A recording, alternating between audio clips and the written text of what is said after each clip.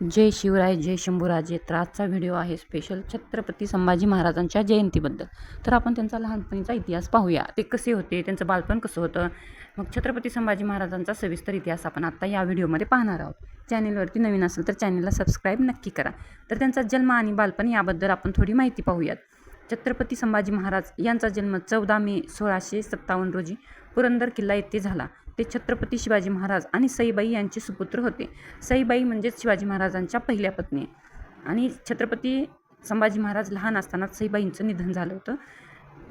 त्यामुळे त्यांना जे काही संस्कार दिले गेले ते त्यांना त्यांच्या आजी म्हणजेच आपली राजमाता जिजाऊ यांच्याकडून देण्यात आले होते.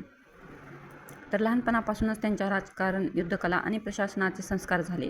त्यांच्या आईचे निधन लहान वयात झाले, त्यामुळे त्यांचे संगोपन प्रामुख्याने आजी जिजाबाई यांनी केले. मग त्यांचं शिक्षण, बुद्धिमत्ता काय ते पाहूया.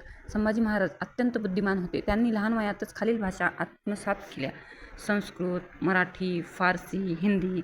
त्यांना बुधभूषणम नावाचा संस्कृत ग्रंथही लिहिता आला होता, ज्यातून त्यांनी विद्वत्ता दिसून येते. आणि औरंगजेबाशी संघर्ष, मग त्यांना लहान वयातच खूप त्यांनी किल्लेही जिंकले आणि खूप त्यांना संघर्षही करावा लागला.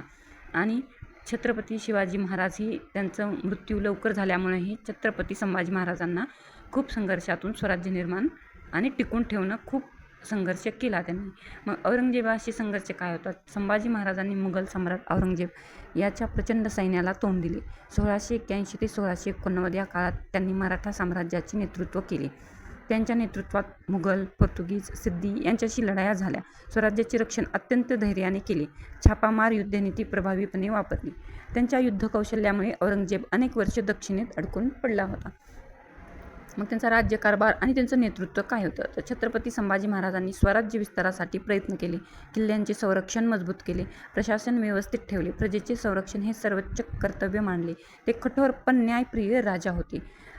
त्यांच्यासोबत विश्वासघात जे कोणी केला तो जवळच्या माणसांनीच केला आणि ते त्यामुळेच पकडले गेले आणि त्यांचा असा दुर्दैवी अंत करण्यात आला होता.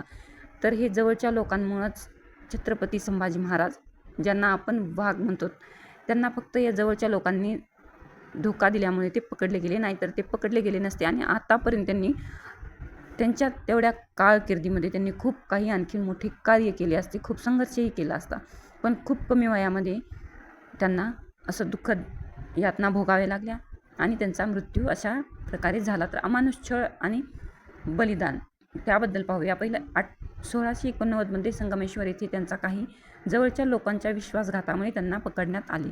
मग संभाजी महाराजांना तुळापूर येथे अत्यंत क्रूर छळ करण्यात आला. मुघलांनी त्यांना धर्म बदलण्याचा प्रस्ताव दिला, पण त्यांनी ठाम नकार दिला.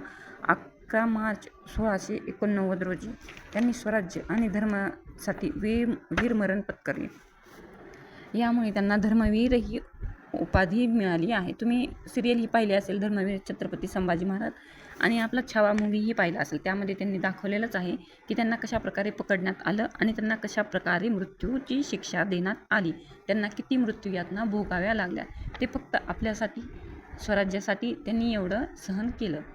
व्यक्तिमत्व आणि गुण. संभाजी महाराजांचे व्यक्तिमत्व बहुआयामी होते. शूरयोद्धा, विद्वान आणि लेखक, बहुभाषिक, कर्तव्यदक्ष राजा, धर्मासाठी बलिदान देणारा महान राजा. जयंतीचं महत्त्व काय? दरवर्षी 14 मे रोजी महाराष्ट्रभर शोभायात्रा, व्याख्याने, सांस्कृतिक कार्यक्रम, इतिहास जागर यांच्या माध्यमातून संभाजी महाराजांना अभिवादन केले जाते.